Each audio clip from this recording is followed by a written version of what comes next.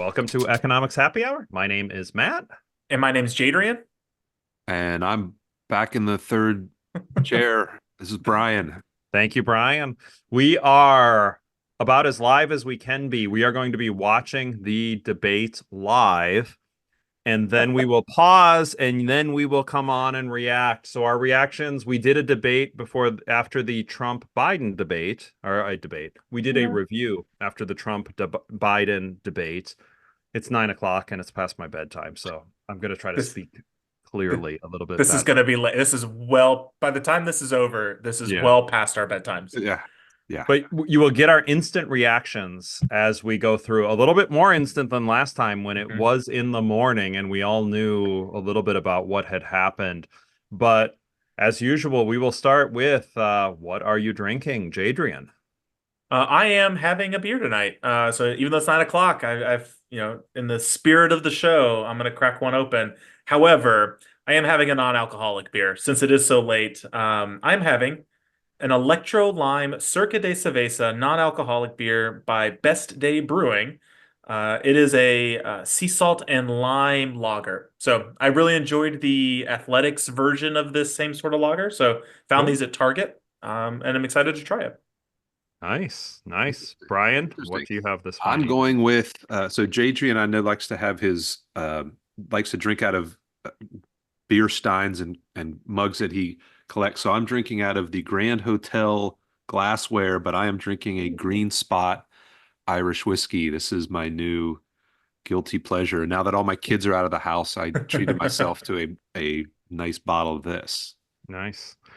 Given we're going to have to watch this debate and all the things both of these people are saying, I'm going to have Everclear. No, I'm joking. I'm literally, I went to trivia tonight. I did have a beer there, actually a flight of beers. I literally have in here, I have Wise Market's Diet Orange Soda. So I'm living it up tonight, everybody. But I thought about getting coffee. I was real close to having a little espresso martini or Ooh, that'd have been a or good a choice. affogato, or Yeah. I was thinking about all the things I could have. But then I was scared I wasn't going to go to bed, and I need to wake up in the I morning. reserve the right to go make a drink, depending how the initial conversation goes. That's fair. So this is Tuesday night at 9:04 p.m. as we are talking right now, Eastern time. The debate is about to start. What we are going to do is we're going to watch the debate, and as soon as there seem to be done with a little bit of a discussion on the economy, we're going to pause. What you will see is the actual debate clips coming in. So as soon as we're done talking, basically the first clips will come on. And then after we've seen that, we'll come on and you're going to get our instant reaction. Hopefully, this will either drop Wednesday or Thursday, so it'll be somewhat soon after the debate. And last time we did we kind of knew what was happening. You expecting anything different tonight, Brian or Jadrian? Brian, I'll let you go first. Are you Oh, expecting anything different? I'm expecting differences in delivery. So I'm sort of expecting there to be a lot more talking over each other. Um, maybe some more vitriolic response, but I we'll see what happens in terms of content. I mean, I think both of the candidates have staked out territory in terms of content. I'm not expecting anything new, but I think it'll be interesting to see how they react to the other person being in the room. I don't think that's what's going to happen. I think I'm actually going to be on Ooh, the opposite side of this. all right. At least everything I've seen leading up to this has been conversations around the idea that they need to talk about policy.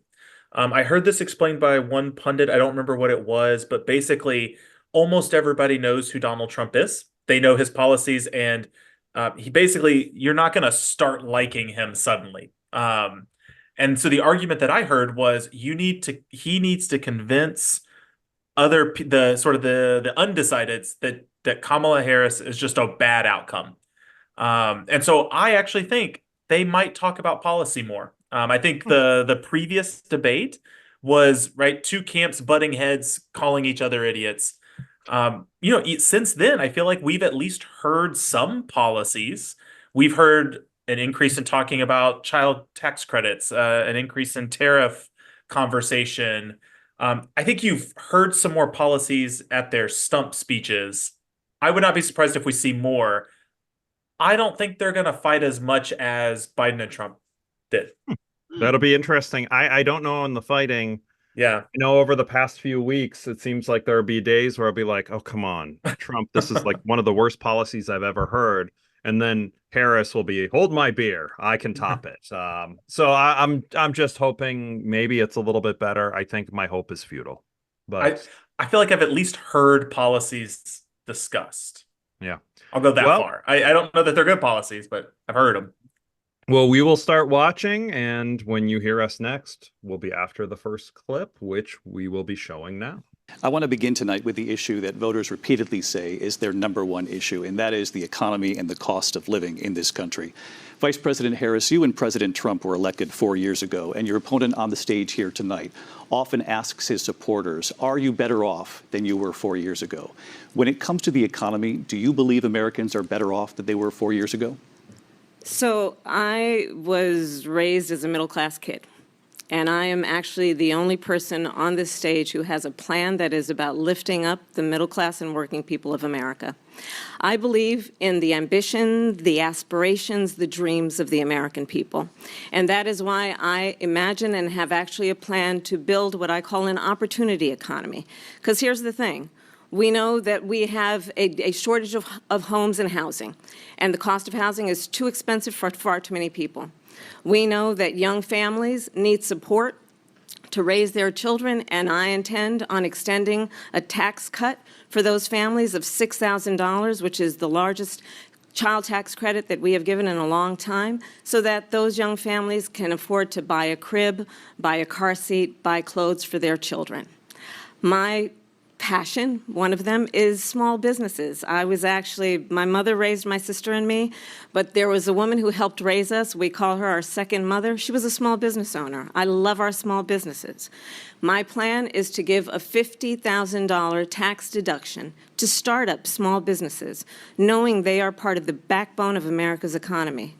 My opponent, on the other hand, his plan is to do what he has done before, which is to provide a tax cut for billionaires and big corporations, which will result in $5 trillion to America's deficit.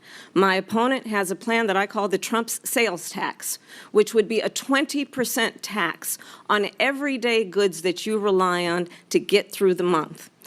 Economists have said that Trump sales tax would actually result for middle-class families in about $4,000 more a year because of his policies and his ideas about what should be the backs of middle-class people paying for tax cuts for billionaires. President Trump, I'll give you 2 minutes. First of all, I have no sales tax. That's an incorrect statement. She knows that. We're doing tariffs on other countries. Other countries are going to finally, after 75 years, pay us back for all that we've done for the world. And the tariff will be substantial in some cases. I took in billions and billions of dollars, as you know, from China. In fact, they never took the tariff off because there was so much money they can't. It would totally destroy everything that they've set out to do. They're taking in billions of dollars from China and other places. They've left the tariffs on. When I had it, I had tariffs, and yet I had no inflation. Look, we've had a terrible economy because inflation which is really known as a country buster. It breaks up countries. We have inflation like very few people have ever seen before, probably the worst in our nation's history. We were at 21%, but that's being generous because many things are 50, 60, 70, and 80% higher than they were just a few years ago. This has been a disaster for people, for the middle class, but for every class. On top of that, we have millions of people pouring into our country from prisons and jails, from mental institutions and insane asylums, and they're coming in and they're taking jobs that are occupied right now by African Americans and Hispanics, and also unions. Unions are going to be affected very soon. And you see what's happening. You see what's happening with towns throughout the United States. You look at Springfield, Ohio. You look at Aurora in Colorado. They are taking over the towns. They're taking over buildings. They're going in violently.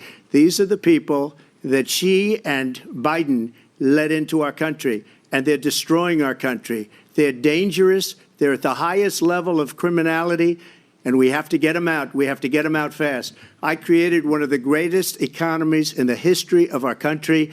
I'll do it again and even better. We are going to get to immigration and border security during this debate, but I would like to let Vice President Harris respond on the economy here.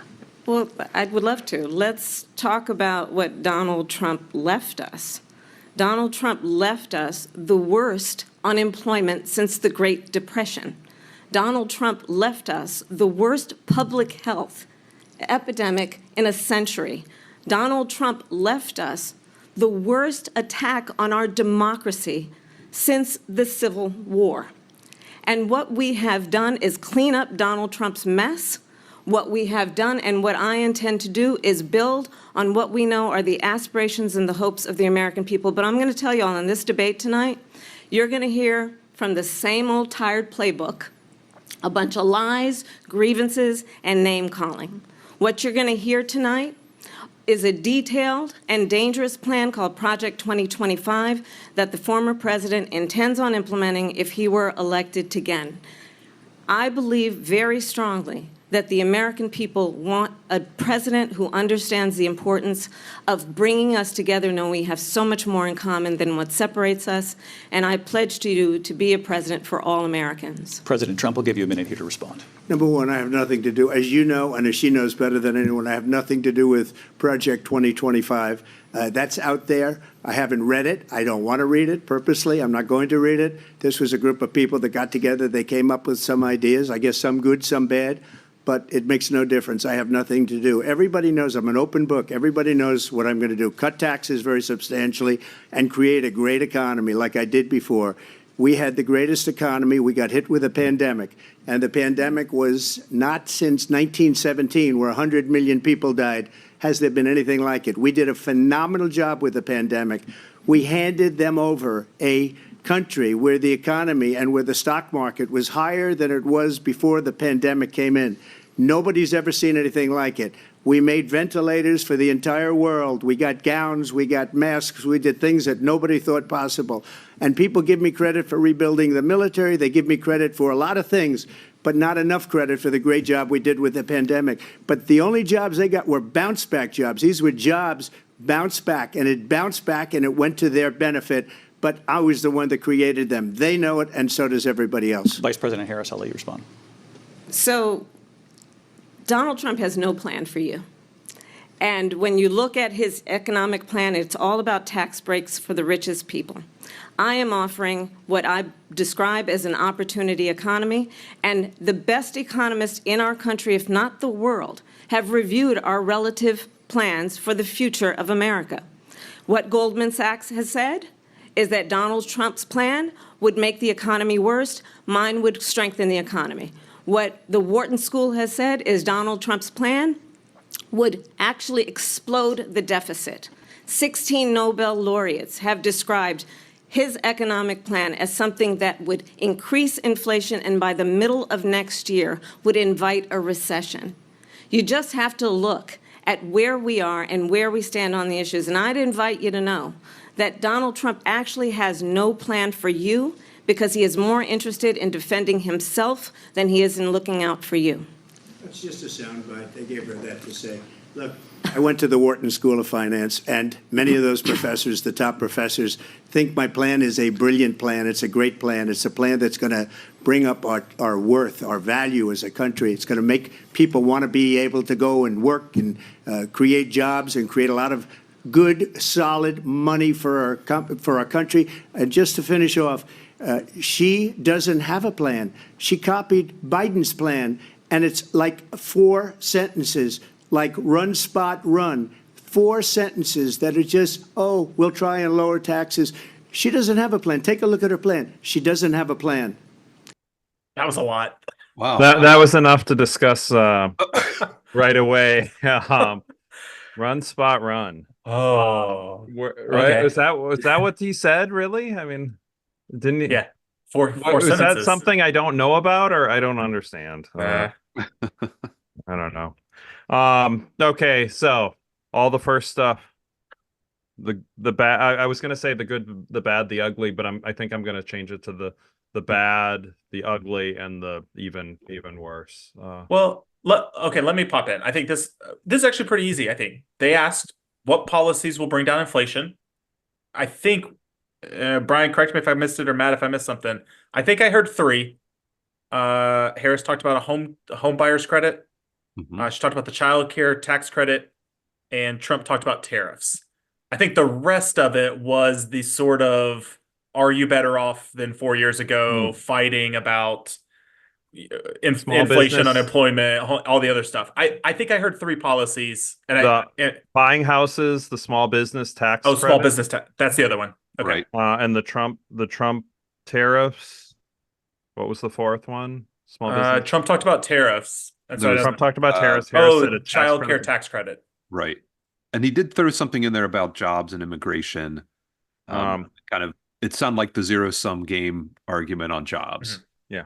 I don't think any of those higher tariffs, a small business tax credit, childcare tax credit, or tax credit to buy houses, none of those are really going to lower prices, right? Like tax credit to buy houses are going to No, make I'll houses say, more No, let me expensive. start at that one. Right. No. Yeah. So I think the easiest one, the home buyer's tax credit, right? Like you're now going to make houses more expensive. If you subsidize people's purchase of homes and give them more money, homes are just going to be more expensive. That's not going to do it. The tariffs is not going to do it. That's an awful idea. That's going to raise prices on. So while the home buyer's credit will affect first-time home buyers, maybe other people are largely might not be affected. Tariffs is going to affect everybody. That's going to be across the board part. Yeah. I don't know enough about childcare tax credits or small business loans to know one way or the other. My guess is no. Like I would assume the small business tax credit is going to do the exact same thing where you're giving people money to start businesses, but that largely is, those are the people that have very expensive, those people have high costs of starting a business. That's not going to generate low Yeah. prices for consumers to buy things. Generally, those are really expensive products. So I just don't know enough about the tax credits, but the child care credits, but I assume it's the same. Yeah, the one thing that about those tax credits that jumped out to me was it sounded like, so you get this tax credit of $6,000 or whatever the number is.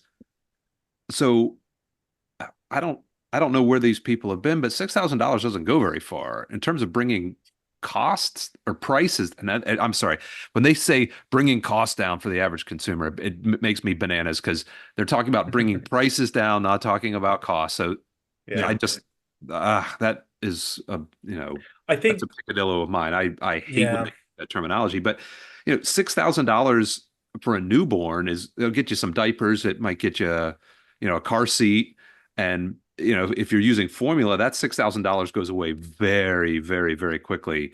And to your point, Jadrian, about the home credit, the house credit, you're throwing money at people, and it just allows them to spend more. I'm not sure how this is going to help inflation Well, yeah, without increasing productivity. I mean, you have to have more stuff to buy. that would increase the demand for housing, which should increase Yeah. the pricing for housing and won't help with that. Won't help with the root cause. So actually, I'm glad you said the word root cause, because that's where I was going with this. Is all of these solution? Well, so to be fair, Trump's tariff solution is, I think, and trying to get at the root cause. I don't think it's the right way to do it. But sort of the tax credit idea is like, oh, you can't afford things, let me give you more money, and like that's just going to make things worse. The tariff argument will still make prices higher. This is sort of like textbook econ. Applying a tax, even if you are claiming that another country is paying for it, that's not how that works. Everybody buying those things will pay for it. It's going to raise prices. Yeah. All of them, I think, will raise prices. I guess the only caveat is the child care tax credit, I believe, is currently at $4,000, and she wants to raise it to $6,000. So it's a fairly marginal increase in that item. But again, it goes back to, that's a subset of people. And I think what you'll see is you're going to see rising prices around children. So things like daycare, things like diapers and formula and food. I think you'll see maybe more localized prices. But I think it's the same thing with the housing credit, where first-time home buyers are now going to pay more for their first home. And everybody who has a home is not going to really care. They're not going to be affected. The Matts and the Bryans, you're going to be fine. But I don't know. I'm not sure any of those policies make any impact on inflation. No. There were two statements, one by each of them, I want to call out and give Pinocchio ratings here. Y'all can say Trump said bad inflation, 21%. I believe 21% might be about approximately the cumulative inflation under the Biden administration, but it's not the year-over-year rate. And nobody goes by 4-year inflation rates. So that's it's been the worst inflation in 40 some years. And then it gets back to the point, like, why do you need to overstate it? It was terrible inflation. Like, you didn't need and it's fine to say 4 decades, right? Like, you can say you could be honest and say it's the worst of 4 decades. It's not the worst that living people have seen. He personally has seen much higher inflation rates. Definitely not 80%. So that was 20. It was 21%. I think that is. I mean, you could say that if he was saying since the beginning of the Biden presidency, but then on the Harris side, left us the worst unemployment since the Great Depression. That is categorically false. The unemployment rate might have been worst since the Great Depression, I think, at the peak of COVID, but it was about 6.5% or so when Harris took office. So that's a false statement.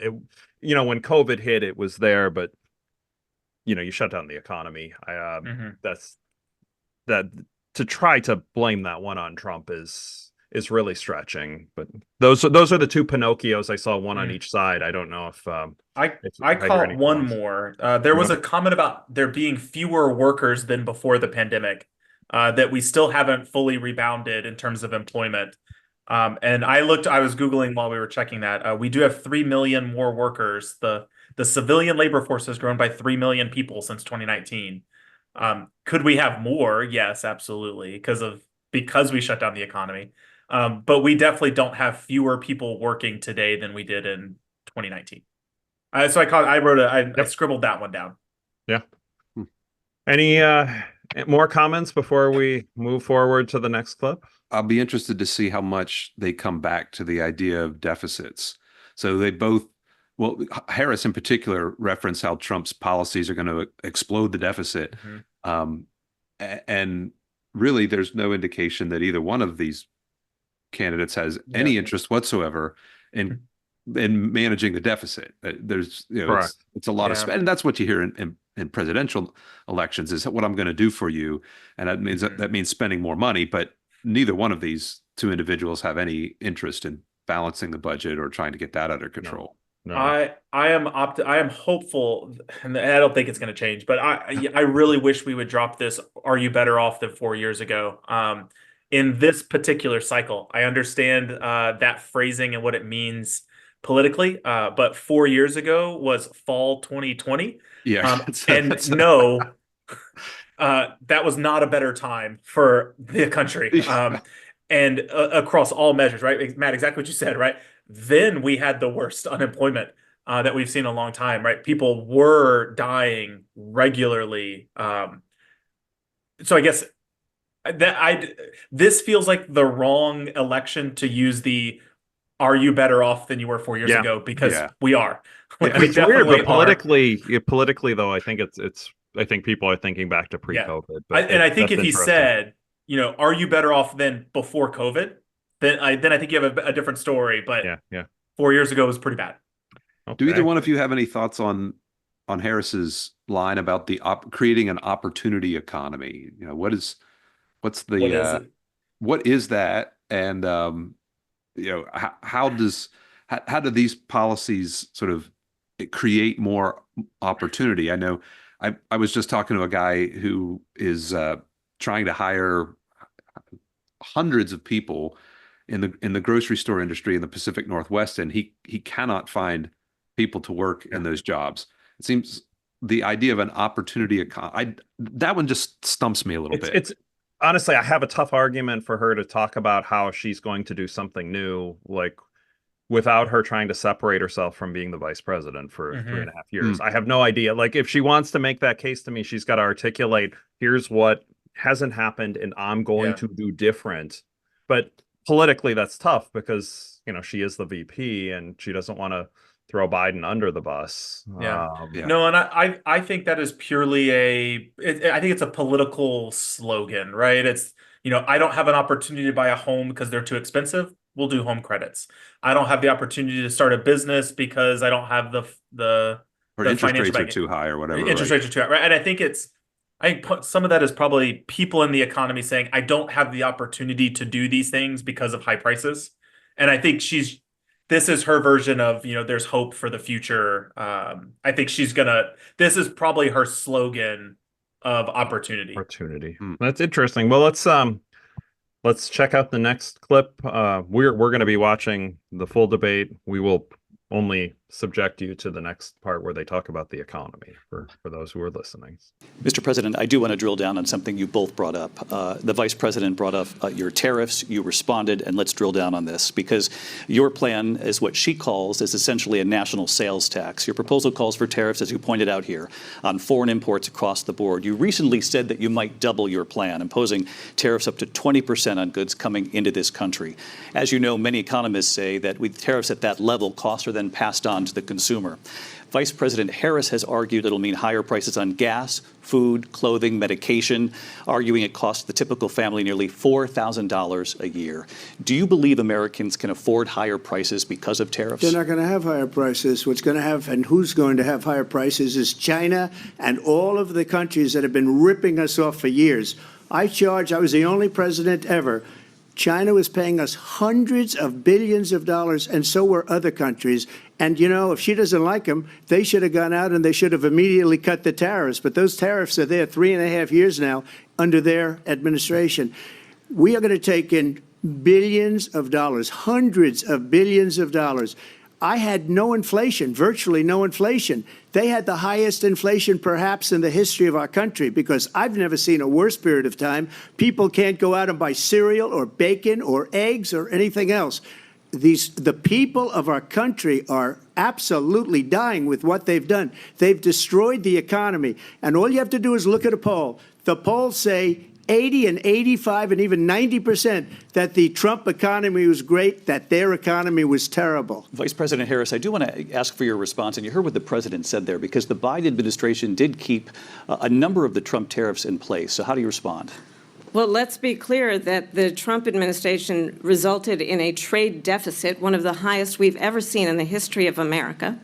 He invited trade wars. You want to talk about his deal with China? What he ended up doing is under Donald Trump's presidency, he ended up selling American chips to China to help them improve and modernize their military, basically sold us out, when a policy about China should be in making sure the United States of America wins the competition for the 21st century, which means focusing on the details of what that requires, focusing on relationships with our allies, focusing on investing in American-based technology so that we win the race on AI, on quantum computing, focusing on what we need to do to support America's workforce so that we don't end up having on the short end of the stick in terms of workers' rights. But what Donald Trump did, let's talk about this, with COVID, is he actually thanked President Xi for what he did during COVID. Look at his tweet.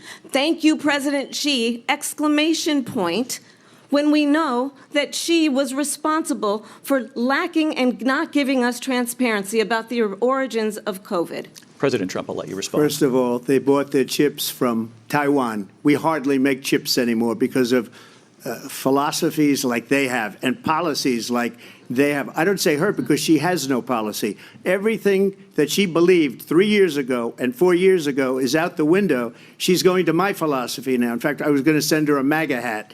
She's gone to my philosophy. But if she ever got elected, she'd change it. And it will be the end of our country. She's a Marxist. Everybody knows she's a Marxist. Her father's a Marxist professor in economics, and he taught her well. But when you look at what she's done to our country, and when you look at these millions and millions of people that are pouring into our country monthly, where it's, I believe, 21 million people, not the 15 that people say, and I think it's a lot higher than the 21. That's bigger than New York State pouring in. And just look at what they're doing to our country. They're criminals. Many of these people coming in are criminals. And that's bad for our economy, too. You know, you mentioned before, we'll talk about immigration later. Well, bad immigration is the worst thing that can happen to our economy. They have, and she has, destroyed our country with policy that's insane. Almost policy that you'd say they have to hate our country. President Trump, thank you. Lindsay? What words do you have after hearing? Low-hanging fruit, and we've talked about this already, but the idea that China pays for the tariffs, just nonsense, and nothing else to say about that, really. I can help connect that. To be fair, so she didn't answer that question, and I actually kind of wish she would have. I've always sort of wondered this. They left the tariffs in place, the Chinese tariffs in place. As far as I know, those weren't removed. So I did look it up because I was curious on the trade deficit. What is our current balance of trade? And it was fairly flat. So I've data the past 10 years. It was fairly flat all the way until 2020. And then we started importing a ton of stuff in 2020. Sorry, I shouldn't say a ton of stuff. We've always imported it. For a while, we've been importing more than we export. But that our trade balance has been going down. We've been importing more stuff. And then that's sort of like the worst moment in sort of the trade balance was March 2022, and then it's come back up a little bit, but not before. That didn't happen under his economy. That happened under the current economy or current president. But to be fair, when you shut an economy down, you have to get stuff from somewhere. Yeah, from somewhere. Yes. Yeah. And it doesn't help that we're now paying more money for the stuff that we're getting from other places, which is making those things worse. Right. So it's.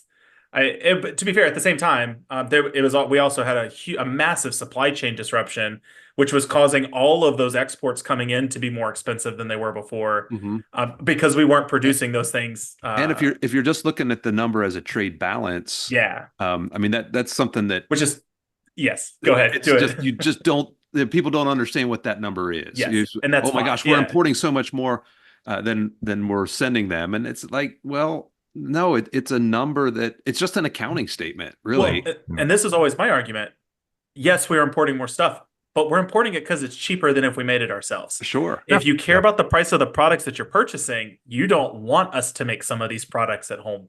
Oh, exactly. Some of them, the chips, absolutely. I think we should be if we can, doing more in that space. Semiconductors, electric vehicles, batteries, yes.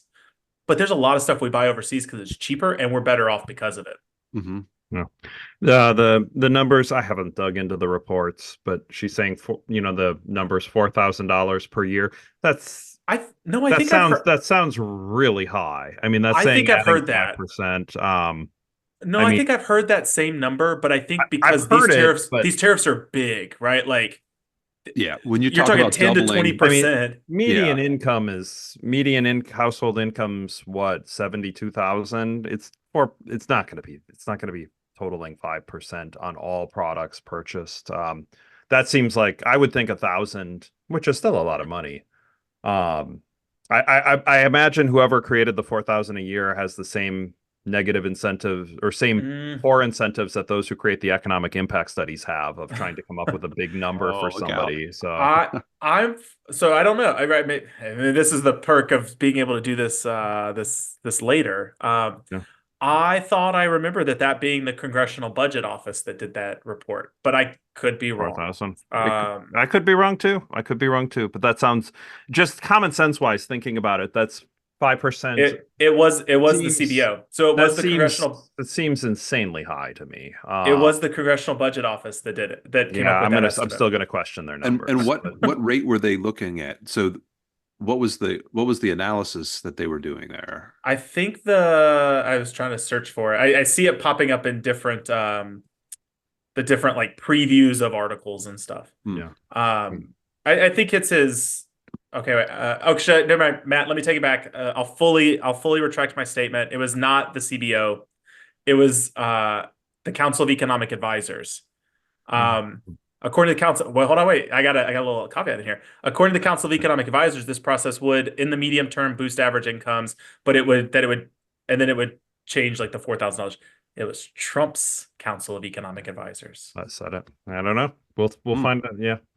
Let's move. Let's listen to some more. Oh, wait, one more thing. Oh, more. Yeah, one more thing. I mean, we talked all about the insights. trade stuff and the deficits, and I think she makes a really great point about trade wars. But that's Trump's position on tariffs is always tariffs in a vacuum. We'll force them to pay, and we got all this money coming in because of what they're doing, but he never talks about it the other way around. And there's always another way around. So, I mean, I know she's just trying to get out as much information as possible, and she sort of snuck that line in there about trade wars. But I think that is a very important reality. When you start raising tariffs, there's going to be a reaction to that. Yeah, that retaliation factor can be huge. The most interesting part to me on that was not the economics as much. It was the part about the chips. And for our readers, I just read a book, and for you too, if you haven't, it's called Chip War. Highly, highly recommended. I'm gonna go add it now. It's about a lot of it's about the history of chip production, semiconductor chips, like all the various types of computer chips. But then it goes on to who is producing them and how they're being produced. It is a wonderful book. I think he's a little bit more protectionist. I think when you listen to it, you might agree like a little bit, but the people who liked free trade didn't care. Like there's a few of those lines in there.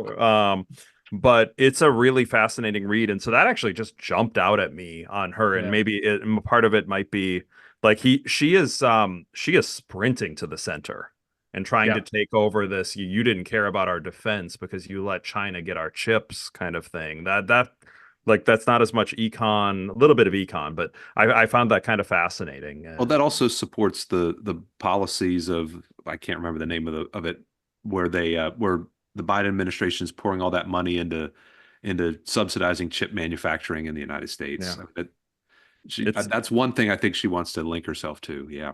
It's very interesting, and we'll listen to more. We'll have them share their next thoughts on the economy, and we'll be back after that. So we don't have to talk about that.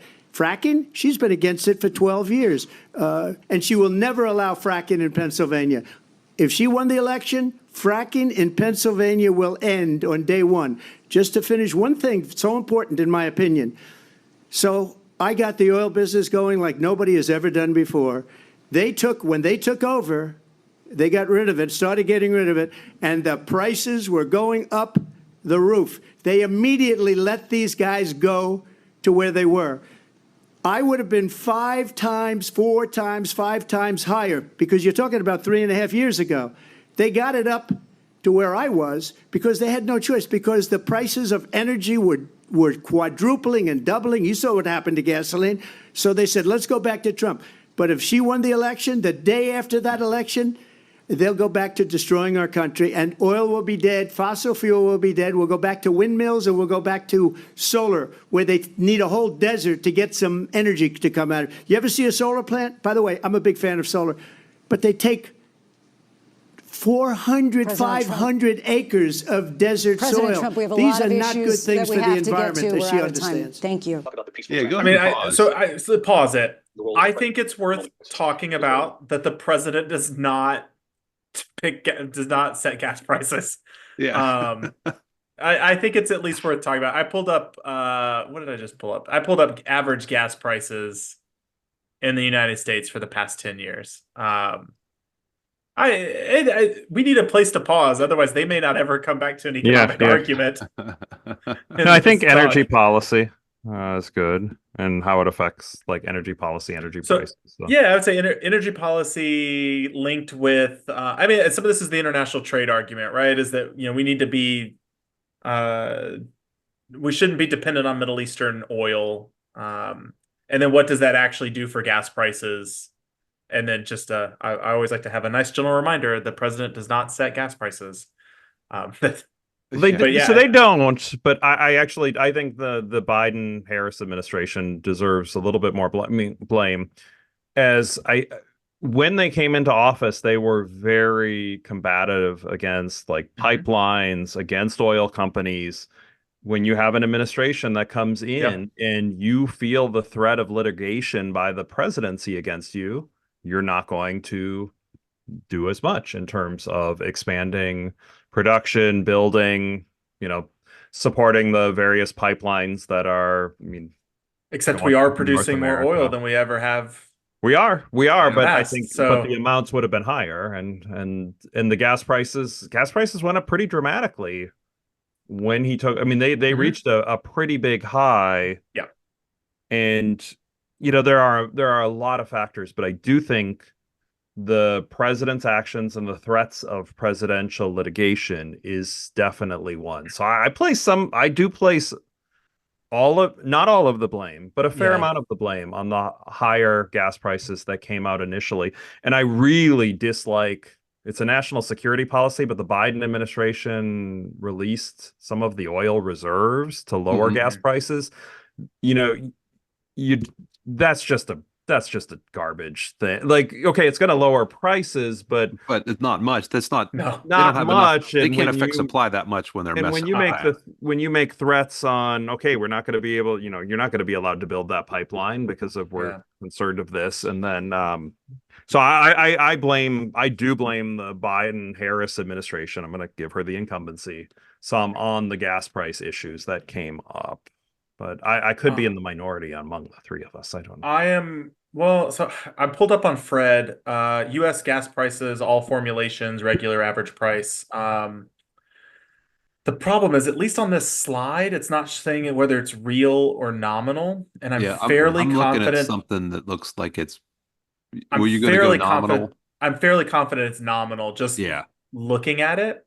And so if you look at the prices we have now, it's around 360, 350, 3, it's bounced around a lot, which is exactly what it was in 2012, 2011. Again, so I'll say either real or not, in whether it's real or nominal version. If it's real, which is what I hope it is, I don't think it is, but if it's real, then we have about the same gas prices we Sure. saw during at the peak of the Great Recession and then during Obama's term, last term. If that's in nominal terms, we're doing a great job yeah. Quite a bit relative lower. to those prices. If that's from 10 years ago, go back to what you said, right? 2022, highest gas prices we've ever seen, right? I mean, we had on this, it was like it's pumping up at $5 a gallon, but that's all the formulations together. But at the same time, 2022, highest inflation we've ever had. Crazy amount of, I mean, that's our highest inflation. That's our Mm. highest, All the all the problems with supply supply chain chains. Yeah, stuff, right? yeah, yeah, yeah, yeah. That was the peak of that. And so that you're exactly right, right? Like some of that is their responsibility. And the policy that they chose was release oil from the strategic reserve, which was pure I will say these things over and over, pure pandering. It is they need to do something, and largely presidents can't affect the gas prices. They can affect oil prices with policies, but they're not in charge of the gas prices. So they had to do something. I think they picked a dumb thing, and then just sort of I think we're coming down from with everything else, right? Inflation is coming down from that peak. Gas prices are coming down. Yeah, I don't know. It's a weird. It's always a. It's the same. Were you better off 4 years ago? It's that same story. And during the Trump administration, and even right before, so even in Obama's last few years, gas prices were just as low as when Trump was in Yeah. office. Yeah, 15 through 2020, gas prices were pretty low those 6 years. Mhm. Yeah, and so And then it's shot up pretty dramatically. it's not. Um, I'll say it's not. I'm not surprised, right? I'm not surprised at what happened with gas prices. Just given the pandemic and then followed by the kind of the bounce back stuff. Yeah, I think your point Um, about the 4 years ago point that you made earlier about if we look back 4 years ago, that's a terrible benchmark, and there's this segment of years where all of this data is so impacted by that COVID, that shutting the things down and mhm. this COVID spike in prices, this COVID screw up in the supply chains. I mean, it's easy to make political points on that, but from you step back and look at those data, and you see this blip it's such an outlier. Um, hey, Yeah. I'm running against the people who had the outlier. It's Yep. it's Yeah. Yep. it's such a good position to be in as Mhm. the out of party or out of power party. Well, so I'm But yeah, curious about this. Maybe not so much on the gas prices thing, right? So this idea that like, they have to own it, and maybe I'll link this with Matt's comment about, oil policy at some point. I mean, oil is a finite resource, right? Like at some point it's running out. And if we think about investing in clean energy versus something else, right? Like if we're thinking about investing in chips or semiconductors or any of the other stuff, right? At what point do we say we also need to invest in clean energy, right? More solar, more wind. I imagine he'll talk about wind energy soon. Those are good manufacturing jobs. Like those, mhm. the Yeah. people who work in those are pretty good, pretty well paid. I read I had a recent book that I'm not even uh, that far through called Fossil Future that Gonna I've have to add started more to to this. read. Yeah. And I have I think it's a very thought-provoking initial read Okay. in terms of the value. So I think green energy is the future. The question's when. When? Right. And but the contention of the book is that fossil fuels have saved a whole lot of lives, and in the short term are going to save a whole lot more if they're allowed. And many people will needlessly suffer if there are restrictions on them. Yeah. It's kind of an interesting book. Honestly, when I read it, I'm thinking, oh, this is going to be like right-wing pandering. I honestly thought that, and Hmm. but I think it's some interesting intellectual arguments. It is a finite resource, so in one way you would think, okay, while we have it, we could use it, and then eventually we're going to have good green technology. I would kind of hope Or, of it. I would hope 30 years from now the I green mean, tech even, is so good it yeah, works. But even Mhm. from a cost standpoint, though, right? Like, I mean, essentially, you drilled the cheapest oil you can get to, and then over time, you're going to have to drill more and more expensive, harder to get places. Well, that's Um, the frack. They keep talking about fracking, and fracking only works if the oil price is a certain level because yeah. it's so yeah, hard to get it out of the ground. I mean, we've got people 10 miles from me made a fortune on selling their mineral rights, they're right. Yeah. and some of them, in some of those places, the fracking was relatively easy to get at that gas, but other places the gas price has to be so high to make that Hmm. make any sense.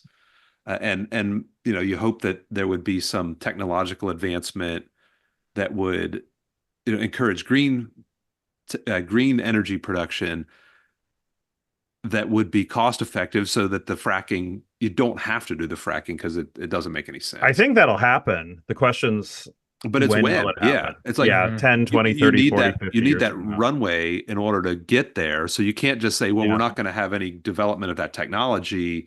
We're just going to keep drilling for fossil fuels. But at the same time, you can't say, well, we're not going to drill for fossil fuels. We're just going to turn everything Yeah. over to the green, Yeah. lobby or whatever you want to say, because that technology doesn't exist yet. Yeah. Hmm. Should we see what they say next on the economy? Let's see if we find out that windmills kill birds. Let's, You're like Babe he Ruth. he loves the windmills. You're calling your shot here. So. I'm saying he's gonna. I should start watching one of those people who like tracks the debate to see. I'll just start predicting it beforehand. Failed to accomplish that. You now say you're going to keep Obamacare, quote, unless we can do something much better. Correct. Last month, you said, quote, we're working on it. So tonight, 9 years after you first started running, do you have a plan, and can you tell us what it is? Obamacare was lousy health care, always was. It's not very good today. And what I said, that if we come up with something, and we are working on things, we're going to do it and we're going to replace it. But remember this, I inherited Obamacare because Democrats wouldn't change it. They wouldn't vote for it. They were unanimous. They wouldn't vote to change it. If they would have done that, we would have had a much better plan than Obamacare. But the Democrats came up. They wouldn't vote for it. I had a choice to make when I was president. Do I save it and make it as good as it can be, never going to be great, or do I let it rot? And I felt I had an obligation, even though politically it would have been good to just let it rot and let it go away. I decided, and I told my people, the top people, and they're very good people. I have a lot of good people in that administration. We read about the bad ones. We had some real bad ones too, and so do they. They have really bad ones. The difference is they don't get rid of them. But let me just explain. I had a choice to make. Do I save it and make it as good as it can be, or do I let it rot? And I saved it. I did the right thing. But it's still never going to be great, and it's too expensive for people. And what we will do is we're looking at different plans. If we can come up with a plan that's going to cost our people, our population, less money and be better health care than Obamacare, then I would absolutely do it. But until then, I'd run it as good as it can be run. So just a yes or no, you still do not have a plan? I have concepts of a plan. I'm not president right now. But if we come up with something, I would only change it if we come up with something that's better and less expensive. And there are concepts and options we have to do that. And you'll be hearing about it in the not too distant future. Vice President Harris, in 2017, you supported Bernie Sanders' proposal to do away with private insurance and create a government-run healthcare system. 2 years later, you proposed a plan that included a private insurance option. What is your plan today? Well, first of all, I absolutely support, and over the last 4 years as vice president, private health care options. But what we need to do is maintain and grow the Affordable Care Act. But I'll get to that, Lindsay. I just need to respond to a previous point that the former president has made. I've made very clear my position on fracking. And then this business about taking everyone's guns away. Tim Walz and I are both gun owners. We're not taking anybody's guns away. So stop with the continuous lying about this stuff. As it relates to the Affordable Care Act, understand, just look at the history to know where people stand. When Donald Trump was president, 60 times he tried to get rid of the Affordable Care Act. 60 times. I was a senator at the time when I will never forget the early morning hours when it was up for a vote in the United States Senate. And the late, great John McCain, who you have disparaged as being you don't like him, you said, at the time because he got caught. He was an American hero. The late, great John McCain, I will never forget that night, walked onto the Senate floor and said, no, you don't. No, you don't. No, you don't get rid of the Affordable Care Act. You have no plan. And what the Affordable Care Act has done is eliminate the ability of insurance companies to deny people with pre-existing conditions. I don't have to tell the people watching tonight, you remember what that was like? Remember when an insurance company could deny if a child had asthma, if someone was a breast cancer survivor, if a grandparent had diabetes?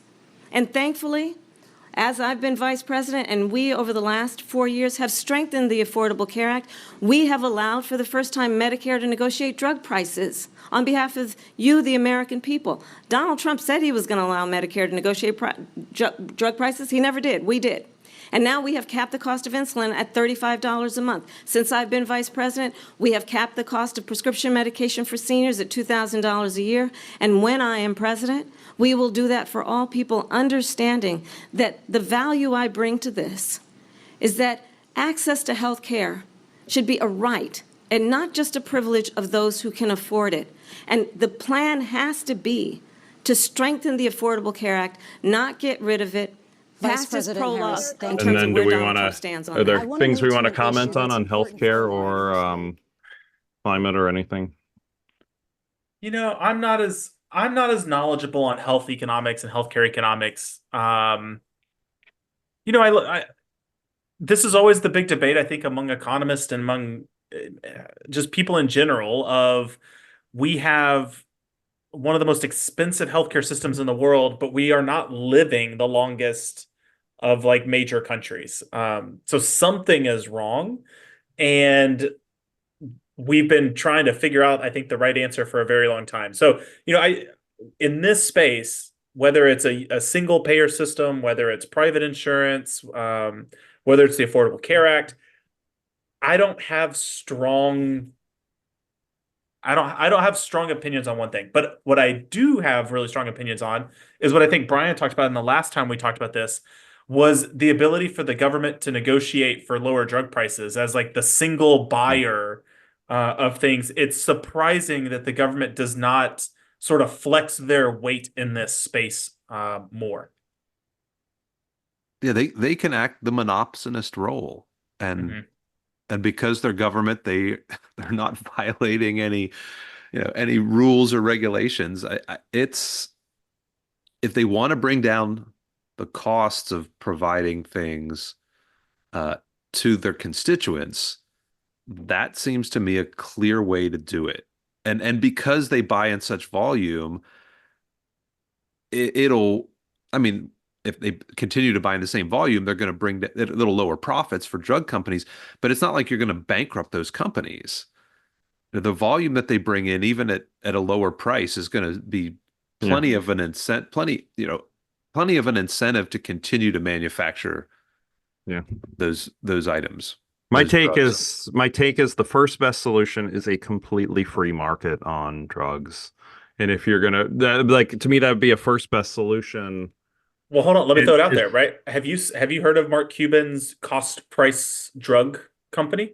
He's gonna basically like an Amazon for drugs. Yeah. So right, he's essentially done this, and the stories that have come out over the years since he's done this it's super fascinating that essentially, right, he takes his company takes the cost of the drug, and I think they add, I'm looking at it real quick, 15% markup on every drug is just cost plus 50 or times 1.15. And then I think he charges like $5 shipping or something like that. But essentially, it's probably as close to a free market answer as we could get on drug costs. But the big thing is you can't have insurance because insurance won't pay for it. So you have to pay for it like normal. Oh yeah, and there's pretty much a law that you have to have insurance in this country. Or you pay a massive fine. So no, they got rid of that. They got rid of that like a long time ago. No, they did. Don't you have to submit something when you file your taxes that you have a proof of insurance? When was the last time you filed taxes? Last year. They removed. Oh, actually, so hold on, wait. Actually, so the law is still there. There's a zero penalty. They removed that out of the Affordable Care Act years ago. Okay, but I think it's broader than drug prices. Like free markets in general, there is so much insurance and there is so much bureaucracy. And it's supported, right? I mean, like there's so many people in the healthcare industry that are making a lot of money that have nothing to do with actually providing, good healthcare. And that's propped up by the insurance markets. It's a really messed up system, if you think about it, the way it all started. Completely free markets. Nobody should be going to a place, getting a service, and not know the price they'd pay. Right? We don't do it for anything. You don't do it for food. Why in the world would we go to get a physical and not know what the price is? Or, hey, I'm, thinking about this procedure. So I think a first best would be completely free market. Second best, though, might be, how free market I am. Second best might be completely socialized healthcare. It might be better than what we have now, which is garbage. I mean, what we have now is such garbage. It's not free market at all. It's just garbage. I don't know. What's your opinion on importing? I mean, that the free market aspect of say just pharmaceuticals, import them from Canada, where the Canadian government subsidizes the price, and then subsidizes the cost, and then we can benefit from the subsidization. Well, we could put in a price cap if we want, but there's a major trade-off there. I don't want a price cap. I just want to say, hey, if there's a pharmacy in Canada that wants to sell baby aspirin or insulin to someone in America, but aren't they the only way they can barrier? The only way they can do that is because they have price caps, right? Well, yeah, but if they have the price caps, who cares? But I think it's the same thing, because if there's a price cap, it's going to lower future research and development on prescription drugs. So the rest of the world is free riding off of America. Oh, certainly. There's certainly drugs. And, so one thing, like the rest of the world is surviving longer because of America's research and development. And you could make the opposite argument. Americans are dying sooner because the rest of the world isn't investing in, because of their price caps, they're not paying as much. Pharmaceutical industries don't have as much of an incentive to invest in new drugs. Like imagine that all of the European countries had no price caps, so you could get a lot more profits. It would make sense for a lot more research and development to new life-saving drugs. So, I mean, I'd make the argument that the price. So, I don't know what to do about it. I don't know that there's anything we can do about it, but I do think it's an issue where Americans are subsidizing the world on drug prices because we don't have the price caps in place. If we put them in place, future R&D is going to drop, and that's going to cause we don't have the next future life-saving drugs. Mm-hmm. But you could also pivot that's a regulation problem with the FDA. Removing some of that would also then re-incentivize R&D. So I did look it up. It was 2019. Congress removed the penalty for health insurance. Okay. So I'm submitting that form, and they wouldn't even charge you don't have, all you have to do is check the box, or apparently not check the box. Yeah, it doesn't matter. Well, so I think your very first comment about prices, right? So whether it's drug prices or just healthcare prices, right? The idea that exactly what you said, if I wanted to get stitches, I don't know how much that costs. And in some senses, especially when you think about for medical care, if let's say you get knocked out and somebody comes in an ambulance, picks you up, you don't have a say in which ambulance provider you get. Your demand is incredibly inelastic at that point. Right? You cannot walk away. They take you to a hospital, and you're right on the table. You're not going to be sitting there going, "Wait, how much is this? Let me call down the street real quick for this." So in some senses, I think there should be some combination, right? So obviously things like, how much is a physical? How much are x-rays? How much is a teeth cleaning at the dentist, right? Those things should be more transparent, absolutely. But I think the problem is always going to be, you're going to have some things that even if they're not transparent, you could still have these sort of heart surgery type things that you're not going to know, right? I mean, you could be right, although I heard a story tonight of a friend who went through just a lousy ordeal after a red-eye flight. Car wouldn't start, so it got towed to the local place near Newark, and that's pretty inelastic demand as well. And it's not that insane of a price. And then actually, unfortunate enough that the car started and they were driving, and then it stalled in the middle of the freeway. So as he said, it's hopefully the only time in my life I've had my car towed twice in one day. But those aren't nearly as insane as necessarily the bills you're going to get when an ambulance. And you think I think it goes back to exactly what Brian said, right? Was this idea of inelastic demand. And when it comes to a lot of medicines, you have an inelastic demand, and companies can raise prices and make more money, even if somebody's not getting the insulin that they need, even if somebody's not getting the diet pills that they need. And so I think this is sort of because the cost is so low per item once it's produced, the marginal cost is so incredibly low that we're pricing in the inelastic region, and it's almost a lot of times it's the other side. A lot of times we're pricing in the elastic region, trying to figure out how to get it cheaper for people. I don't have a good answer, and the fact that you even just recommended single payer healthcare is, I'm still kind of blown away that you. I'm not certain it's better, but I think it might be better than what we have now, right? I mean, there's a first best, and then there's what we have now, and I think there's things in between. So. And the whole thing has got me upset enough. The dog is on the lap again. Well, do we want to talk about manufacturing? That could be our last one, because I think the only thing left is closing statements. Sure. We could go for it. I would say, I can briefly say, manufacturing jobs, while month to month, I don't know how many jobs they lost last month. They could have lost 10,000. That is, in the grand scheme of things, small, considering that there are currently almost 13 million people who work in manufacturing. And that number has been fairly consistent since about September 2022.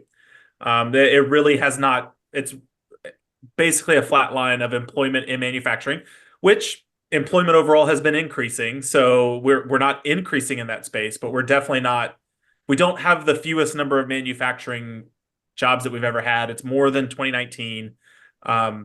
Not increasing, but it's sort of flat. But at the same time, our economy, if you just compare manufacturing jobs from 2019, that looks bad. If you really just cared about manufacturing jobs, We had significantly more people working in manufacturing 40 years ago. Our economy is better today than it was 40 years ago. We've shifted. We're a new economy. The focus on manufacturing has always been a strange fascination. It's Well, we and produce the more stuff than we've Wow. ever produced. And the fascination that Trump has right now with unions is also fascinating. And we talked, I don't know if we talked on air or off air about this, but just sort of the way the Republicans have shifted sort of to look more like traditional Democrats, and vice versa, where Harris was really defending the military and protecting Ukraine, and Trump in this section on manufacturing, Trump's talking about how their policies are killing union jobs, and they're so anti-manufacturing.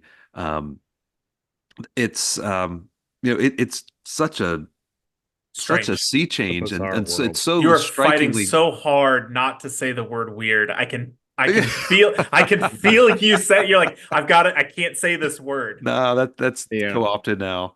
Yeah. Really strange, right? Like it's strange the flip. Well, a couple things that I found we didn't hear about tonight. Both candidates have talked about supporting not taxing tips. And am I the only one who think that's just what a dumb idea? Oh, it's horrible. No, it's clear. I mean, they're clearly targeting workers in Nevada. Yeah, I mean, that's it. It's just stupid on, first of all, why, I mean, the two questions I would raise, why would somebody who works at a job as a server who makes $50,000 a year deserve different tax treatment than somebody who works as a mechanic earning $50,000 a year, or any other job earning $50,000 a year? Second, all sorts of jobs are going to get reclassified to try to say you're getting a lower base and more in tips. I mean, it's going to have massive distortion effects. And both Trump had the initial terrible idea, and then Harris is like, hey, I can do that too. Yeah. Because it has almost no impact on the budget. Like, that's such a small amount of people and money that is an easy one to tag along with. That's a cheap one to tag along with. That's just so stupid. And I noticed they did not ever come back to deficits, which, I mean, probably in the nature of the topics that they covered, that's not incredibly unexpected. They didn't come the one that stood out to me that I've heard in previous debates, whether it's the last one with Biden or ones from years before, almost every debate has a conversation about African American employment, and we didn't hear any of that. I think he mentioned it partway through. He mentioned it in the context of immigration, but that was immigration, right? Yeah. But normally we have those questions in there about what are we going to do for minority employment, wages, wealth. Yeah, they didn't talk anything about wage gaps. That didn't come up at all. The other policy that I think is the worst policy by any of the final two candidates that I've heard in my lifetime was, we didn't hear anything about Harris's policy to put in price controls on food. Oh yeah. And the reason I say I think this is, of all of the, and I'd love a comment by anybody to say what's worse, like to hear what's a worse policy. But the reason I think that's worse is, like, price floors lead to shortages, and shortages on food mean people starve. Like this, to me, like, it's the most fundamentally dumb policy I've ever heard of. And it seems like she did backtrack a bit on the initial statements, but that didn't come up tonight. And I was a little bit surprised that didn't come up. I would have thought, especially in the opening part, talking about inflation, right? I mean, I would say that was the closest. So I don't agree with the policy, but that was the closest policy that was addressing the root cause beyond just like, let me give you more money to be able to afford the more expensive things. That was the closest one, even though it wasn't good. They didn't say anything about interest rates.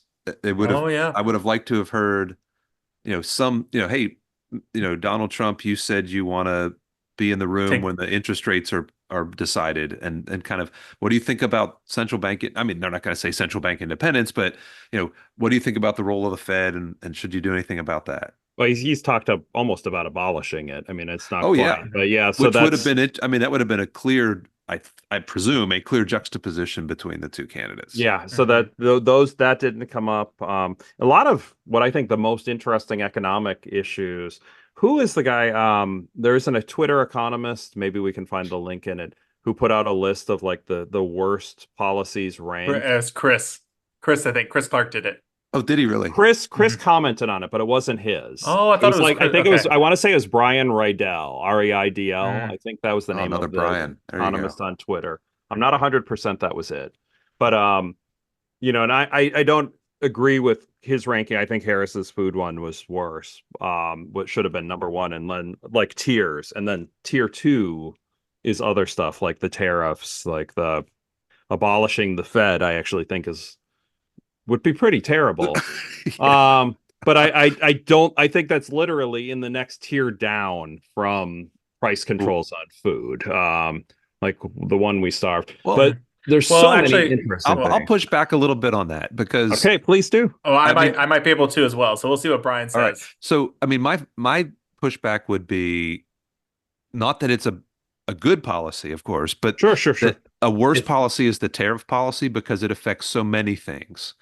And food is something that everybody has to have, but you put a tariff in place, you raise tariffs 20% or 80% or 100% or whatever, the number is, you're talking about pretty much anything that comes into this country is now more expensive. And I think that's a really, really terrible idea. Food, caps on price caps on food is a bad thing. But it's not as bad. So it's just a relative measure of badness. I'll make it a little bit easier on Brian's side. So technically, so I pulled up her policy page because I was actually curious because I think it gets simplified down to price controls on foods, but it's supposed to be taking the price gouging laws that are in states during emergency price gouging laws that a lot of states have and making it a national law instead of an individual state law. So I pulled it up to be sure. I didn't want to say that until I checked it. But in her section on there, it's banning corporate price gouging on food and groceries. Oh, sorry. She'll go after bad actors who exploit emergencies to rip off consumers by calling for the first ever federal ban on corporate price gouging on food and groceries. And so it's in that. Well, and it also says that builds on anti-price gouging state laws in already 37 states. So it's still I still don't agree with that. No, I know. Like we both think both are bad. We're sort of trying to bend ourselves into pretzels over eliminating presidential involvement in the Federal Reserve. I'm gonna say food. Like starving is the worst to me, and I do think so. I'm going to say the starvation, but no, we all agree these are terrible. It's all a ranking order of which is the worst. So, why don't we watch the closing statement just in case there's anything on the economy to comment on, and then we'll come right back. So we watched the closing statement. I don't think there was any more on the economics in there. Nothing new for sure. Any closing thoughts for the audience? First, I guess before our closing thoughts, thanks to those who tuned in again. There's less economics in this one than the first one, and we tried it a different way this time. Last time we met on the morning after. I had some clips queued up. We watched, we talked, we watched again. This time, you're getting our live reactions. We did not have any time to prep. So I'll be curious for those who watched the first one and those who watched this one, which one you liked better. If you liked the first one better, we won't be upset if you share that with us. I don't think there's going to be another debate this cycle, but it might share how maybe they'll surprise us. Maybe they'll surprise us. It might share, though, how we do these instant reaction videos. But thank you to everybody who did watch. Brian and Jadrian, any closing thoughts? Finish the beer. Very good. Would drink again. Will drink again because I still have 3/4 of a bottle of Green Spot whiskey. So very pleased with that. And that's sort of the highlight, I think, of this whole thing was the drink. I mean, talking to you guys, of course, is always fun, but the drink was particularly exceptional. I'm pumped getting to hear Matt say that he's a socialist. Yeah, he's a socialist. He's the Marxist professor at Susquehanna. enjoying the conversation with y'all is good. Bringing the dog up. I think we were in the middle of the discussion, so they didn't hear. Your drink. Made a caramel Russian when during the first commercial break, and that was delicious as well. So, no, I thought it was a train wreck of a debate on the economy by, quite frankly, by both. But I will say I did not learn anything new in this debate about either person. either. Mm-hmm. I didn't either. Yeah, but it was interesting. It was fun to hang out. This is way more fun to chit chat with the two of you while watching it than just to sit and endure on my own. So I appreciate, I really appreciate that. And the upshot of doing it this way is now I don't have to listen to it a second time. there is that benefit. I'm gonna have to do some listening to it while I edit, but I'll survive. I'll survive. But well, Brian, Jadrian, until next time. Cheers, guys. Cheers. Cheers.